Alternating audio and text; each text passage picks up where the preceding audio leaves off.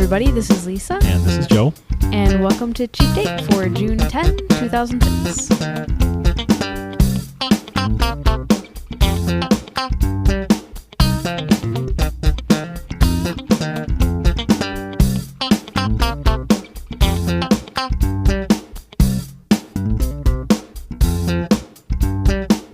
That's Cheap Date, the show that asks the question... You want an Innie or an Outie? And thus begins the great pizza debate of Chicago-style pizza. Thank you, Paul. You bought... Or wait, who brought it up first? Well, Carol brought it up. Carol from Israelisms brought it up first. But Paul is like my pizza soulmate. That's true. At least when it comes to slicing technique. So we have some things to resolve here. So we're gonna do some cleanup on this episode of the Cheap Date show. And boy, wait till you hear how we clean up. First of all, on our last episode, thanks everyone for the emails and the comments. Carol from Israelisms said, "What I can never figure out is why you in Chicago you guys cut a pie into square pieces." Amen. What is with that? That's the most ridiculous thing I've ever seen. And I see, having grown up here, that's what I'm used to. Think about other circular foods and how you cut them. The cheese wheel. Okay. The cake, the round cake. True. You cut into wedges. A pie, you cut into wedges. Right. That's pretty much all the round foods there are. An apple? Well, you don't necessarily cut an apple anyway, but if you are going to cut it, you cut it into edges. Why? So that every piece includes crust. Oh. You can't just go cutting that any which way. But as Paul brought up, if you've ever seen a pizza at Joe's house, it's full except for the four corner pieces are missing. That's right. Because that would be me. Well, you see, and Paul points out... I put them back together into my own little personal pizza and pretend it's pie cut. Paul went all Pavlovian on us, and he said those little triangles left over from the cutting wheel are glorious ones. Can everybody visualize this? You cut a pizza on a grid, and in each corner, some of the pieces are going to have rounded edges, and that's fine. Those are what we call the Outies. Mm-hmm. The ones on the inside with no crust, well, a crust on the bottom, but no edge crust, are the Innies. Right. And in each corner, you're going to have a triangular piece. Those are the best ones. When you Do we need a diagram? No, Do we need to put a graphic on the pie chart? site? All right, back to seriousness. Next time you have a meeting, you should do a Chicago-style pie chart. I'm sorry, but that would be hilarious. Knowing my coworkers, we would never get past drawing the pie chart. It'd be like, no, wait, is there onions? I don't want onions on it. I don't want pepperoni on it. I want... Hey, have you guys tried that new chicken ranch pizza? Oh, God, shut up. Never get anything done. So anyway, so thank you, Carol, and thank you, Paul, on the topic of pizza. We, in fact, on Friday night, enjoyed a nice 18-inch pizza from one of our favorite places here in Chicago, or in the suburbs of Chicago. And I tried to be fair. I took an edge piece and a corner piece, but also a middle piece. There you go. And of course, they're tiny little 2x2 pieces, so that's not a lot. And we watched Pretty in Pink. Oh, what a great movie. That's right. What did you guys think of it? Rebecca, what did you think of Pretty in Pink? It was good. It had a bad ending. Okay. Emma, what did you think? Rebecca wanted Ducky to end up with Andy. Yeah. What did you think? I thought the movie was really, cool. Really, cool. Thank you, Emma. Yeah. Really cool. I thought Ducky is dreamy. Ducky needs to fly in the air and beat that rich person's butt. Okay. So, didn't mean to get the troops all riled up here. Mm-hmm. But Lisa also got to see a young, dishy James Spader. Want to hear my James Spader impersonation from in this movie? Oh. Let me tell you something. The girl always has been and always will be a zero. I like your impression from James Spader's other movie that we like better. It's called Secretary. Okay, we won't go into it. Rent it. Only if you're over 18, though. Who listens to us who's under 18? Well, I know a few people who do. A couple of them are in this ROOM. I can spell. Oh, I forgot. and they can spell. I forgot. Rebecca is a middle school graduate now, and Emma is an elementary school graduate now. So you have a middle schooler and a high schooler, Joe. Oh my goodness, I can't be that old. Must be some mistake. Yeah, Perhaps you children belong to somebody else. So we also heard from Matt and Amy. Oh, this is precious. Oh, wait. Before we go to Matt and Amy, I have to talk about something else. I have to talk about Adon's email. Thank you, Adon, for sending us a note. Thank you. He says, what is the best Chicago-style pizza? Typically, he stays in the Loop. Call me a tourist. Adon, we're not going to call you a tourist for staying in the Loop. The Loop is very cool. You're not being a tourist if you stay in the Loop. Yeah, nothing wrong with that. But drive out to Route 66, Oak Park, etc., which is very cool. In fact, I saw a bunch of people the other day. I saw a whole bunch of cars from the 60s, like big old convertibles, like a Galaxy 500 and a Pontiac Bonneville convertible. And it was a bunch of people. They looked like senior citizens, and they were getting ready to do the Route 66 tour, which starts in downtown Chicago. Oh, yeah. If you know the song. I won't sing it now for you, but Route 66. Your favorite version, go find it. Depeche Mode did a version of it, and everyone else did a version of it. But anyway, there were a whole bunch of these old cars lined up, getting ready to hop on the old Route 66 and following it out west. Which Route 66? Cool. Route, take your pick. Don't hassle me on my pronunciation, please. Okay. Anyway, Adon's wife and he, is that correct, have debated the merits of Exchequer versus Giordano's. Now, I don't know if I've ever had Exchequer. If I had, it would have been years ago. But I've had Giordano's as recently as 2 weeks ago. And I've never had Giordano's because you don't like it, do you? No, I like Giordano's. I think of all the chain places in Chicago, I like Giordano's the best. That's right. We always go to tiny little places in strip malls. Right.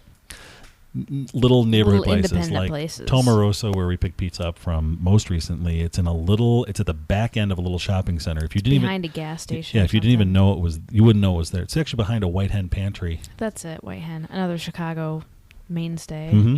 But I digress. Adon wants to know. He prefers Giordano's. His wife prefers Exchequer.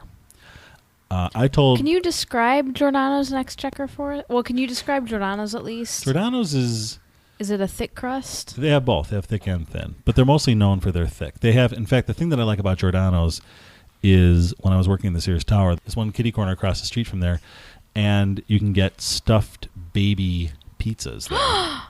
Really? That doesn't mean they're made with stuffed babies. That means that they're baby-sized pizzas.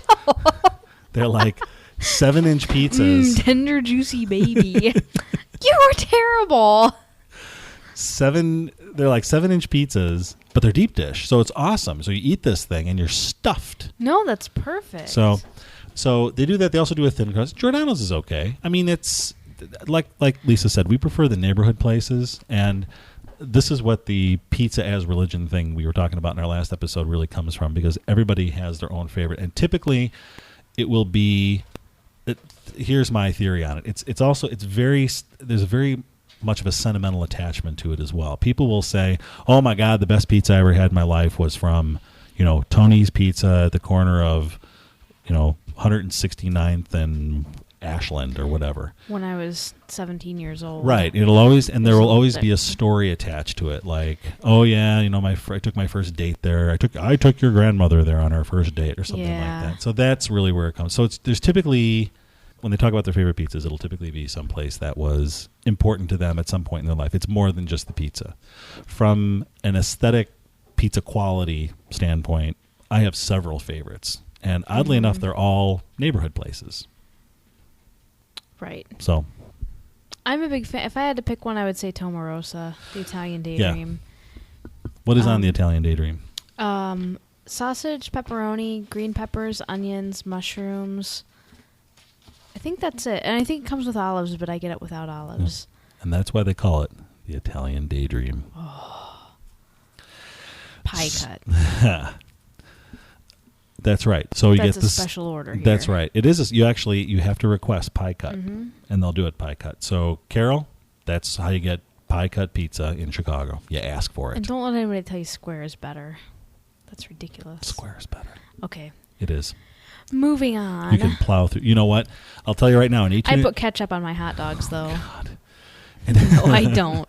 An 18-inch pizza, I will tell you this, an 18-inch pizza lasts a lot longer if it's square cut as opposed to pie cut. Really? Oh, yeah. Oh, yeah, because instead of, it's sort of the Lisa's family rule of halves, because... Oh, no! Right, you only want to eat 3 pieces regardless of how big they are. Right, exactly.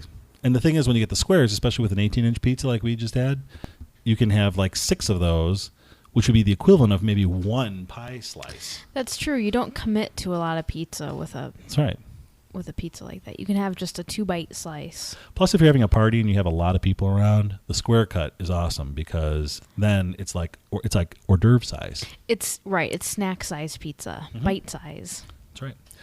So thank you everyone for the comments. Now we have one further comment, which is from Matt of This is Redboy. precious.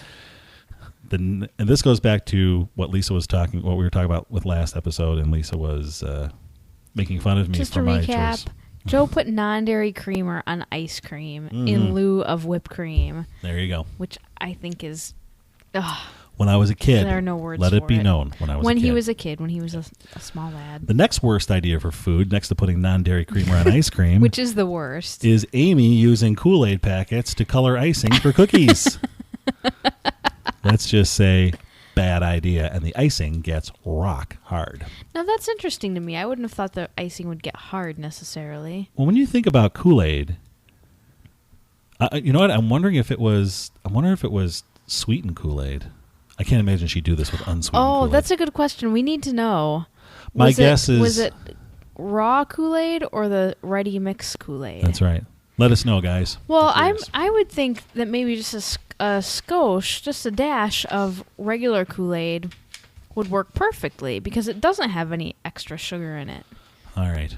And you know what? If you've ever had Kool-Aid that got wet and then dried, you know that the crystals are like little rocks.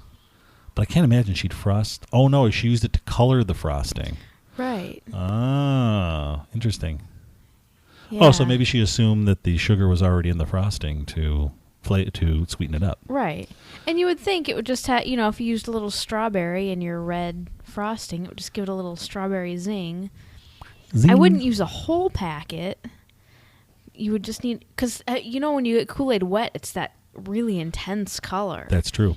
A little goes a long way. Mm-hmm. I think that's pretty clever, Amy. It is. I'm impressed. We'll give you a thumbs up. Even if Matt gives you grief about it, we'll give you a thumbs up for it. It's not. If it turns rock hard, it's called glaze, not icing. Who are you, Alton Brown? I am one who has messed up a lot of food. But that's another show entirely. Yeah. It is. Speaking of Kool-Aid, I would like to remind my lovely compatriot here that we have exactly one package of berry blue Kool-Aid left. That was discontinued when, in 1990? It was discontinued in 1990 or 1991. We'll save it for a special The occasion. original berry blue Kool-Aid. There is a berry blue Kool-Aid that you can buy right now, but it's a different flavor, and it's a different color. Uh-huh. It was a perfect windshield washer fluid blue. It was exactly the color of windshield washer fluid. And there's a rumor that that's why they discontinued it. Yeah, I don't know. I love that stuff. I don't know. It's just a rumor, that's all. But it was delicious. Oh, God, yes. And the story is that I was at the grocery store that I lived near at the time. It was closing these things out for 10 cents a package. It was the unsweetened, 10 cents a package. And I literally bought about 50 packages. I bought everything they had in the little clearance cart. And I bought them in 1990 or 1991. Mm-hmm. And through much trial and tribulation They're probably of the my only life, thing you still own going back that far. They're older than your kids. They are. And we went through I think 3 of them last year. And they were delicious. But maybe we should do that as a cheap date special edition. Have the blue Kool-Aid on the air. I think so. That would be cool. We'll work that out. So anyway, that's the Kool-Aid story. Amy, we really need to talk about your flair tonight. I have 13 pieces of the required flair that I'm supposed to wear, Matt. Be like Joe over here, who's got 36 pieces of flair. Do you want me to go get new all right, I'll go buy new flair. Well, you know what? Just do your job. We'll talk about this later, okay? Okay. Joe and Lisa, party for 2. Joe, Lisa. Thanks, Matt and Amy. Great call to the table. That's right. This week we're at a restaurant that has no flair. It is as cut to the bone in terms of style as you can get. And it's what a place, other hints can we give? It's a place that I have been many times as a young man. And Lisa has only heard of the legend. But this week... I have only known this restaurant by the rumors, if you can even call it a restaurant. This week, following my daughter's 8th grade graduation, Lisa went to, ladies and gentlemen, I give you, White Castle. Yay! I feel like the delicious dish. We're like timing our 1, 2, 3. White Castle. Oh, yeah, that's really good. Yeah. It was surprisingly good. It was surprisingly Let me wonderful. tell you my personal background with White Castle, just very briefly. My dad swears White Castle is awesome. Mm-hmm. My mom swears she will never set foot in a White Castle. So I've grown up listening to this debate and somehow, probably because my mom won't go near it, somehow have avoided ever eating it. And because of the controversy surrounding it, I guess I've been afraid to... It wasn't a place I was ever going to go by myself. I submit that the people who say that they will never walk into a White Castle are people who have never been to a White Castle, or have maybe only been once. Well, I don't think my mom has been very much. Okay. But I agree, because I again, used to swear against it. Yeah. And I had never tried it. Mm-hmm. I was just taking sides in a family dispute. You see, and that proves to you that you were. And did it prove? Were you proven wrong? Well, I don't know if I was wrong. I mean, I did end up liking White Castle, but there doesn't need to be a loser in that. Yeah, that's true. We all win. Let me explain why. Well, hold on a second. Before we move on with that, let me just quote Strother Martin and Cool Hand Luke with regards to your mother, and I'll paraphrase here. Some people you just can't get to. So there you go. Words of wisdom, ladies and gentlemen. You may continue. Here's the great thing about White Castle. Yes. When I crave a burger, a fast food burger, if I crave a good hamburger, that's a whole other situation. Oh, absolutely. But when I never said White Castles were hamburgers. And nobody does. Right. Nobody makes that claim. But when I'm craving a fast food burger, I'm craving sort of that beef taste, but mostly I'm craving onions and pickles. Mm-hmm. And what does a White Castle have on it? Onions and pickles. It's the perfect burger for me. Right, and a very tiny, tiny piece of meat with 5 holes in it. It's just enough to... The situation was, it was late at night, we had dinner, but then we had gotten all wound up at the graduation and some other things that were going on, and we wanted to go out, we wanted to have a quick bite. We shared a 4-pack, so we each got just a few bites of burger. It was perfect. It was just enough to take care of the craving without being like a whole meal. Right. We split one of the feature packs just so Lisa could get a taste of it, so there was very little commitment in White Castles. It wasn't like we went there for dinner. We went there for a snack, which is perfect. Right. So I probably would have been nervous going there for dinner. Right. I still don't know if I can see going there for dinner. It would be like having chips for dinner. Or like having chips and salsa for dinner. Okay. Like it's tasty, but I just don't know if I would consider it a meal. I could see that. Because it's so basic. It is just, they have cut away all of the unnecessary elements of a burger. Mm-hmm. And I love that. Now, for those of you who have never had White Castle, in some areas of the country and some areas of the world, they don't have White Castle. It was one of the original fast food. In fact, it might have even been the original fast food burger chain. I think it may have been. What they do is they take very thin, small, probably 3-inch square maybe. If you've ever had a Steak-umm, that's how thick they are. No, Steak-umms are really thin. These are thicker than Steak-umms. Okay. I'll back off. That's okay. No, that's okay. They're thicker than Steak-umms. But they take these, they throw them on the grill. They're little hamburger patties. They have 5 holes in them, just as the 5 dots on a die. Mm-hmm. And then they throw them on the grill. They throw some water on there, and then some onions on top of it, and then they let it sort of steam and fry at the same time on the grill. Mm-hmm. And then they slap them on these cute little square hamburger buns. Also steamed. They're warmed and squishy. And then you can basically take them and just cram them in your pickles. mouth. And pickles. You don't. You don't. Yeah. You could eat it in one bite, but I wouldn't. Right. So. Decorate them with a little ketchup. Mm-hmm. Yes, you need the ketchup. So that's good. You can get fries on the side. Let's talk about some of the other offerings. Mozzarella sticks. And what else do they have? But my favorite is the chicken rings. Yeah. Rebecca digs the chicken rings. They look like onion rings, but they're chicken. Mm-hmm. Now, you didn't have the chicken rings, but perhaps the next time we go, we'll have to do it. It's an overdone joke, but where exactly is the ring on a chicken? Joe. That sounds really freaky. I have no glib answer for you, my love. But I won't judge it till I try it. Right. So Lisa will be going back probably for some snackage. But anyway, the point is that she got to try White Castle. If you are in Chicago and you're looking to get a taste of Chicago, well, White Castle really isn't Chicago. I think they were started in Ohio. But anyway, late at night, after you go to White Palace one night, do yourself a favor, really late, and get an omelet or something. But then if you really want to get like the full post-bar experience or post... Especially if you're out like partying in Palatine or something. Head over to White Castle. There's no White Palace around. The one we went to is in Hoffman Estates. It's just it's about 2 miles west of Whitfield Mall on Gulf Road. They're all over the place. There's one in Des Plaines. They're near the airport. They're all over the freaking place. Yeah. So, anything else we have to say about White Castle? It's legendary. There's a reason there's such a mystique and such loyalty surrounding White Castle. I'll say that much. It is it's a very polarizing type of food. The restaurants are very bright. They're typically open 24 hours a day. Extremely bright, considering. A lot of very clean, polished aluminum all over the place, and linoleum on the countertops and everything. You know what it is? I think Steak and Shake actually stole some of their design ideas from White Castle. That's possible, because Steak and Shake is also... They also have the thin burger, and they're ridiculously bright when you go in at like 2 in the morning. They're also comparatively way more expensive. Oh, yeah. Yeah. And to be fair, I think the quality of the food is a little bit better at Steak and Shake. And you get a waitress and everything. That's true.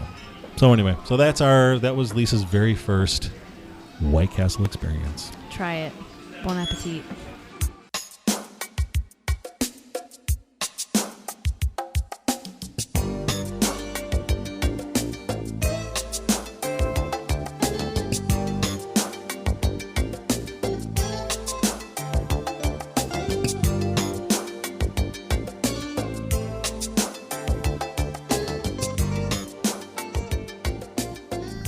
So, a couple more things to talk about before we wrap this thing up. Mm-hmm. Last weekend, we went to see a silent film at the Portage Theater. Boy, was that cool. The Silent Film Society of Chicago every year has what they call the Silent Summer Festival. Mm-hmm. This year, we're treated to both a spring festival and a summer festival. Yeah. They typically will have 4 or 5 weeks in a row. 4 or 5 weeks, they'll have somebody playing the organ along with the movie, which is pretty cool. Mm-hmm. And then once during the festival, they'll have a full orchestra. Oh. So I got to see The Lost World, the original dinosaur animation classic, with a full orchestra. Oh, that's like their big finale? Exactly. Well, it's not really a finale. It's sort of the centerpiece of it. So we saw Manhandled, starring Gloria Swanson. It was great. Mm-hmm. We saw a short with a younger Gloria Swanson. Yes, in a Max Sennett comedy. In a movie called Teddy at the... Oh, God. Oh, no, all of a sudden I forgot what it was. Teddy at the helm or something. Teddy at the throttle. Yes, Teddy at the throttle. Teddy at the throttle. Teddy being a dog. Teddy is like a Great Dane. It was hilarious. There was a bad guy who tied the woman to a train track. Uh-huh. Just like in the classic cartoons, you always see them making fun of. I couldn't believe my eyes. Gloria Swanson and I don't was think tied it was to a train tongue-in-cheek, track. was it? I think it was partially. Oh, okay. Well, it was a Max Sennett comedy, a Keystone comedy, which were always deliberately way over the top. So okay. But yeah, Gloria was actually tied to a track, and it was way over the top. Mm-hmm. Then we watched the movie. like Joe said, live organ right up front and center, right in front of the screen.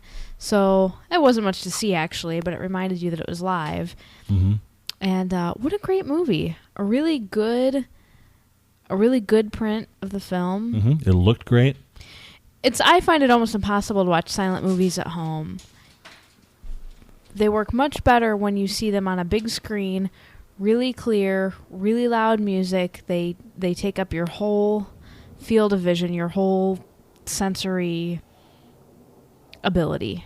Right. They completely occupy your attention. So it's great to it's great to actually be in a situation where you cannot be distracted. Because when you try to watch, especially Turner Classic Movies has their silent Sunday nights, and sometimes we'll watch movies there, but when you're watching it on TV at home, you're always distracted, and especially on Sunday night at 11 o'clock, you're getting ready to fall asleep, you know? Maybe unless if you have a big screen TV, if you sit down, you turn down the lights, but it's hard. It's hard. So that was a lot of fun. So that was great. So it was really cool, and we'll be doing a few more of those. We may have something else to report on that. What else? We had 2 graduations this week. What do you want to say about your graduation, Ems? It was really cool. We got to go to a cool graduation at our school, and we sang a lot of songs and got a DVD of our whole graduation, and it was really fun. Never forget. Okay. Thank you, Emma. Thank you, Emma. Was there anything else? A 5th grade graduate and an 8th grade graduate. Very What else exciting. did we do this week? This was one busy week, man. It was. Well, we hit the highlights. White That's Castle, silent movie. Graduations. Oh, yeah, graduations. Okay. The other thing is listen for me on the latest edition of the Macworld Podcast. That's right. Joe sent in a comment, and it got played. Mm-hmm. So listen for me there. In fact, I talk about running boot camp on. If you just can't get enough of his voice. I know I can't. Oh, God, you poor thing. Yes, but I talk about my experience with the Mac Mini on the Macworld Podcast. Okay. Oh, and installing Windows on it. Yeah, boot camp. Good. Okay. So listen to that if you want more info. I think that's about it, darling. That's it. Thank you for a wonderful week. I had a good time. Thank you for a wonderful week. Okay. And thank you to everyone for listening. And as always, we love hearing your comments. We want more opinions on pizza, pie cut or square cut. That's the big debate this week. If you have a favorite pizza in Chicago or anywhere else, we'd love to hear that. Other crazy things you may have used to... Yeah, other crazy things you used to eat as a kid. Or that you used to frost cookies with. I want more info on that Kool-Aid frosting recipe. You know what? I'll tell you what really frosts my cookies. Okay. All right. How can people get a hold of us, Lisa? dish@cheapdateshow.com. And, of course, our website, which is at... cheapdateshow.com. Okay, that's about it for here. All right. Have a good week, everybody. We'll talk to you next time. Good night.